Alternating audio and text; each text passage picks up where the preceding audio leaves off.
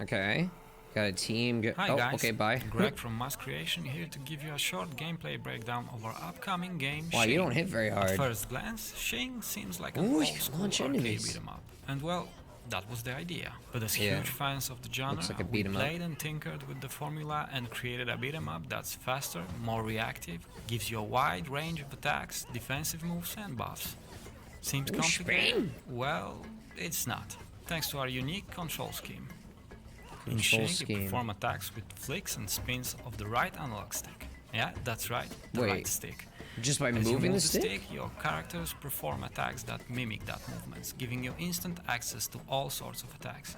From angled slashes, uppercuts and spins, to aerial combos, drop attacks and special moves. So, the sort of stuff you get with motion controls. Character switching.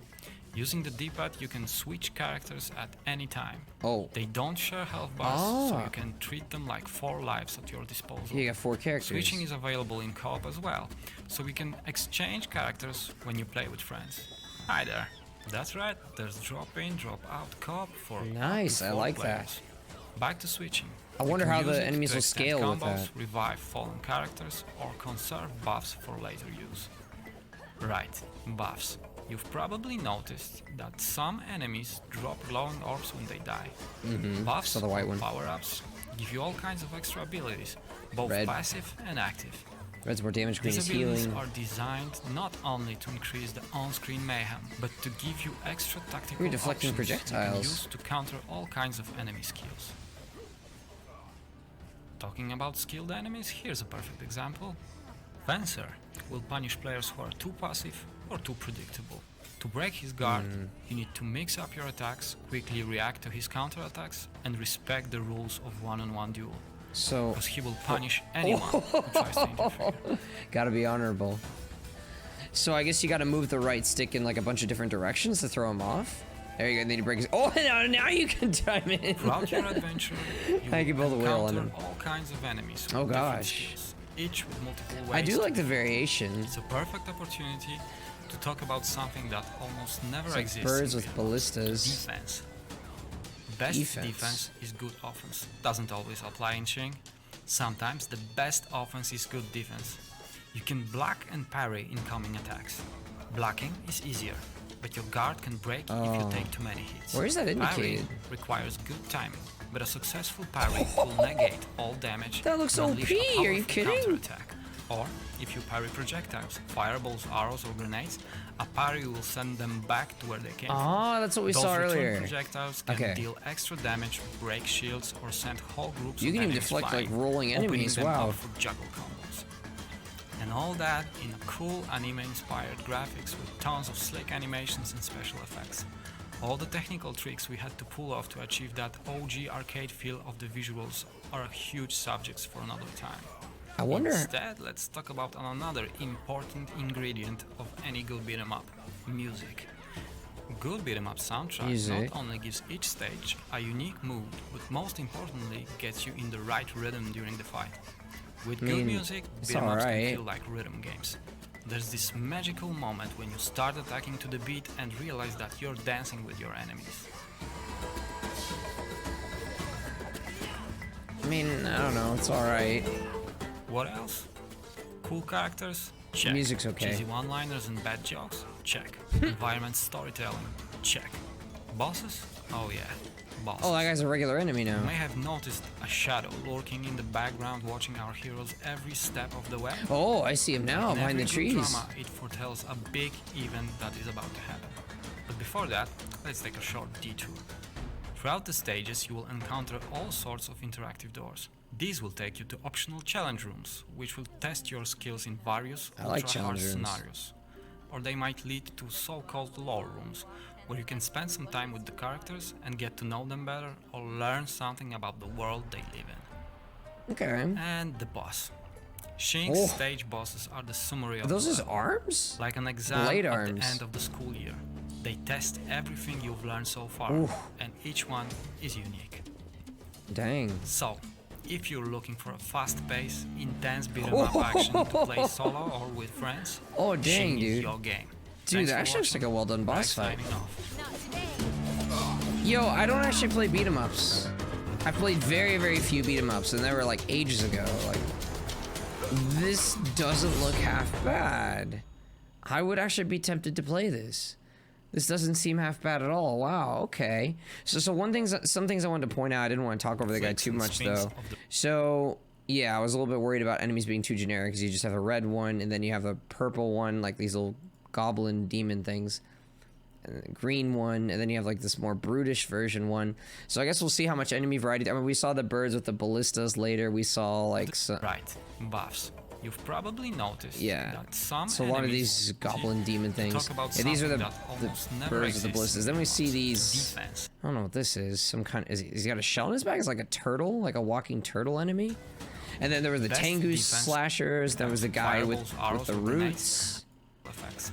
All the technical tricks we had to pull off to achieve. Yeah, something like that. Another thing I'm curious about is if the characters will actually feel different from each other. Are they the exact same? Like, does it really matter which character you pick? I mean, I'm sure they have different dialogue. He did say cheesy one-liners, bad jokes, which I'm not gonna lie, I don't really care about that stuff. I'm probably gonna be ignoring it half the time. I'm mostly interested in the gameplay, but thankfully the gameplay actually looks pretty solid.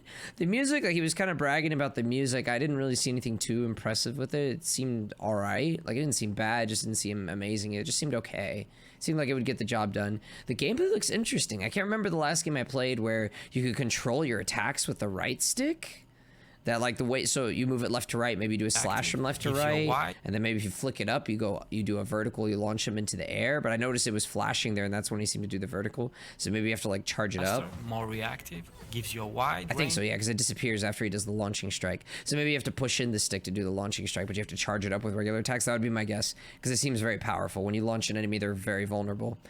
And they can't seem to counterattack. But that does look pretty cool. That makes me think of motion controls. Like imagine having a Wii controller and you have to shake it like left and right to slash in certain directions. That's what it makes me think about.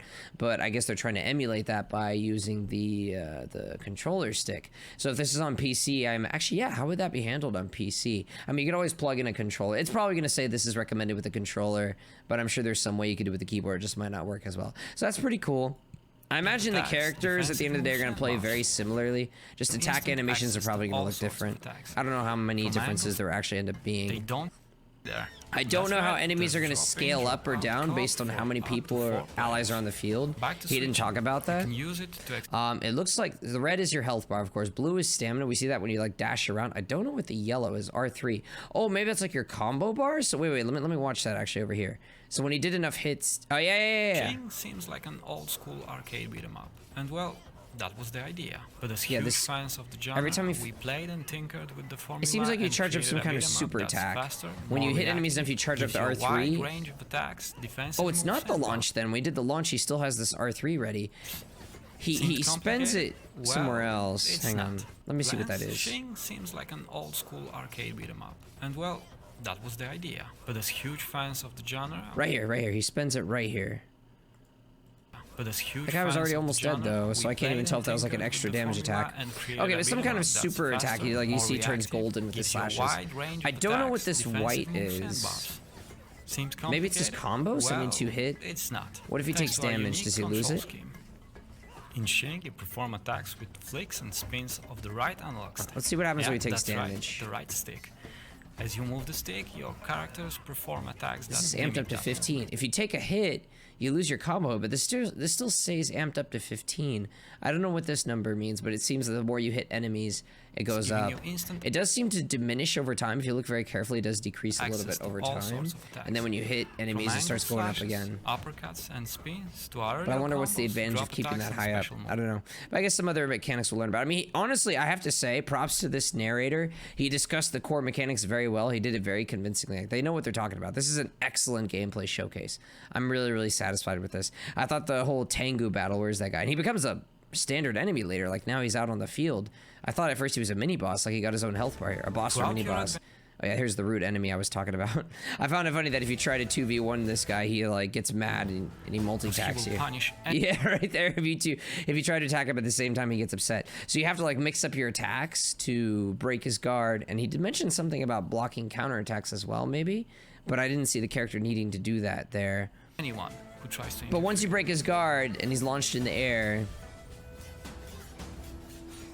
then you can juggle him with your teammate to try to maximize damage. And I would imagine until he hits the ground again, his guard is probably fully broken, so you'd probably try to finish him off before he touches the ground.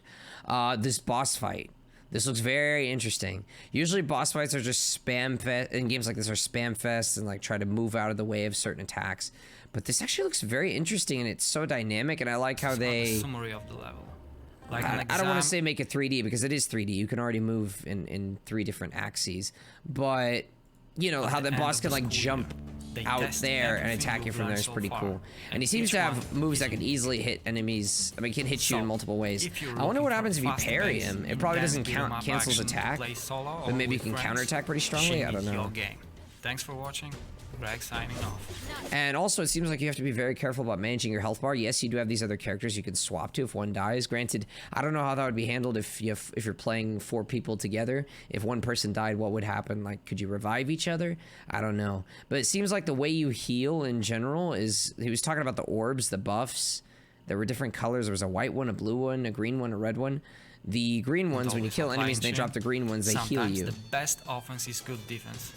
You can block. There, we can see it here with the parry. Parrying requires good timing, but a successful the green orbs. Will negate all oh, was it the green goblin in particular that dropped those green orbs? I wonder, is that a coincidence or is that a thing? There's a little green diamond next to him. He dropped 3 green orbs. But yeah, that gives you some really solid healing. So I mean, right off the bat, you've healed up like half your health. That's really, really good. There was also that scene where you went into the secret room where you said, oh, that could be either a challenge room or you can learn some lore. And they were all in a hot spring. I don't know if the hot spring could heal you. That could be very interesting. Hard to say for sure, but I wouldn't be surprised. Usually in beat 'em ups, you have to manage your health bar. You have to be pretty careful. But we'll have to see how this plays out. I'm glad that there is a method of healing so it doesn't get insanely try-hard and you have to worry about every single pixel of damage you take. But I would say that's all I have to say on this. I don't normally play beat 'em ups. This is a genre I haven't gotten too involved in, but if I were to get back into it, this might be a game where I checked it out because it does look pretty cool. But that's all I have to say on this video. If you liked it, please leave a like and comment. It does help out a lot. I do upload a new video every single day, so make sure you subscribe and hit the notification bell so you never miss out. I also stream daily on Twitch starting at 12 p.m. Central and ending at 4 p.m. Central, so make sure you follow me there to catch when I'm live. Links in the description. But that's going to be it for tonight. Thank you for tuning in. Hope you had fun, and I'll catch you next time.